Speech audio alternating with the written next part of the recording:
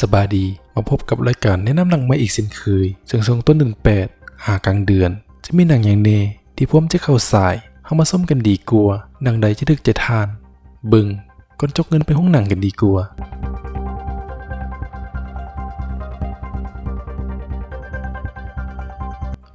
เรื่องทำอิฐมีชื่อเรื่องว่า Hobbs and Shaw Pick another door. What's wrong with you?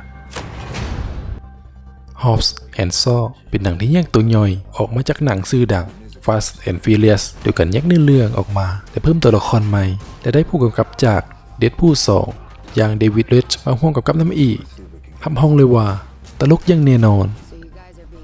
Hobbs and Shaw เป็นหนังแนวแอคชั่นตลกและประจนภัยที่เว้าถึงตัวละครหลักอย่างลุค ฮอบส์ตัวละครเก่าจาก Fast and Furious ที่ครั้งนี้มาพร้อมคู่หูใหม่ที่เคยไปคู่แข่งกันมาก่อนใน Fast and Furious 7 ในปี 2015 อย่าง Deckard Shaw มาเป็นคู่หูหรือประจนภัยไปน้ำกันเนื้อเรื่องหลักๆของหุ้มเงาเรื่องนี้แบ่งเว้าถึงเรื่องราวของ ฮอบส์พนักงานรักษากฎหมายที่เขาเป็นพนักงานที่จงรักภักดีต่อหน่วยงานรักษาความปลอดภัยทางด้านการทูตของอเมริกาเป็นอย่างสูงอยู่มาวันหนึ่งได้มีเหตุการณ์เกิดขึ้นเขาจึงต้องกลายมาเป็นคู่หูจำเป็นกับซอที่ก่อนหน้านี้เป็นคู่กัดกันมาก่อนแต่ในภาคนี้ดันกลับกลายมาเป็นคู่หูเพื่อเฮ็ดภารกิจจัดการกับบริสตันที่เกี่ยวกับอาชญากรรมด้านชีวะที่อาจเป็นแปลงชีวิตของมวลมนุษย์ไปตลอดกาล Hobbs and Shaw มีแผนเข้าสายในวันที่ 1 สิงหาคมนี้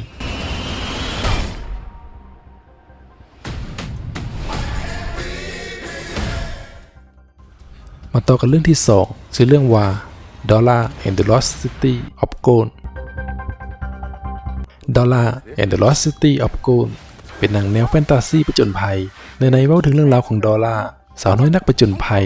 ที่ใช้ชีวิตอยู่กับครอบครัวนักสำรวจในป่าและได้ย้ายมาเรียนมัธยมปลายอยู่ที่ในเมืองแต่แล้วมันเกิดมีเหตุการณ์เกิดขึ้นจุดที่ให้นางได้กลับเข้าสู่การผจญภัยอีกครั้งร่วมกับบูสลิงนาฮัตและดีเอโกบุคคลลึกลับในป่าพร้อมกับกลุ่มหมู่วัยรุ่นของนางเพื่อให้ภารกิจซอยพ่อแม่ของนางและไขปริศนาเมืองทองคำที่สูญหายในอดีต Dollar and the Lost City of Gold มีแผนเข้าสายในวันที่ 8 สิงหาคมนี้เรื่องที่ 3 The Art Racing Idolane The Art Racing Idolane เป็นหนังแนวดราม่าครอบครัวและคอมเมดี้เป็นหนังที่ดังมาจากนิยายขายดีเรื่องหนึ่งมาสู่หุ้มเงาจอยักษ์มีในเรื่องเล่าถึงมาแสนหูอย่างเอนโซกับเรื่องเล่าสุดประทับใจ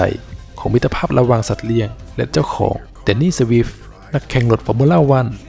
กับเมียของเขาอีฟและลูกสาวสุดน่ารักอย่างโซอีโดยที่หมาเอนโซนั้นได้เรียนรู้และทำความเข้าใจกับมนุษย์และได้รับบทเรียนครั้งใหญ่ในชีวิตว่าเทคนิคในสนามแข่งรถนั้นสามารถนำมาปรับใช้ให้เข้ากับการเดินทางของชีวิตอีกด้วย The Art Racing Idolane มีแผนเข้าสายในวันที่ 8 สิงหาคม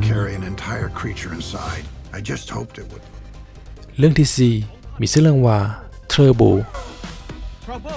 Turbo เป็นหนังแอนิเมชันตลกมีในเว้าถึง Turbo หมาน้อยผู้ที่ถูกเลี้ยงอย่างตามใจและต้องได้มาเรียนรู้การใช้ชีวิตในโลกกว้างและต้องได้มาลบหนีจากเด็กน้อยขี้ดื้อที่เป็นลูกของเจ้าของเก่าเบิ่งจากตัวอย่างแล้วสามารถว่าได้ว่าเป็นหนังแอนิเมชันอีกเรื่องหนึ่งที่มีภาพงามและส่วนให้มวลและจินตนาการไผ่ที่เป็นแฟนหนังแอนิเมชันตลกแบบนี้บ่ควรพลาด Turbo มีแผนเข้าสายในวันที่ 8 สิงหาคมนี้อันนี้เลยเหรอเนี่ยฉันว่าฉันถูกคนจนเก็บมาเลี้ยงปิดท้ายกับพวกเงาเรื่องโปรเม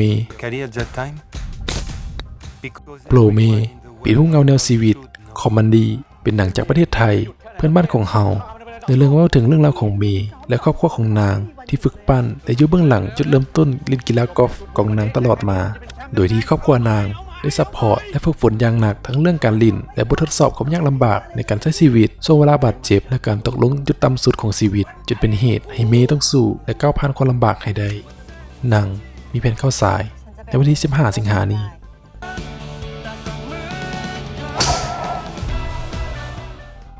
เป็นจังได๋ท่านผู้ชมกับหนังใหม่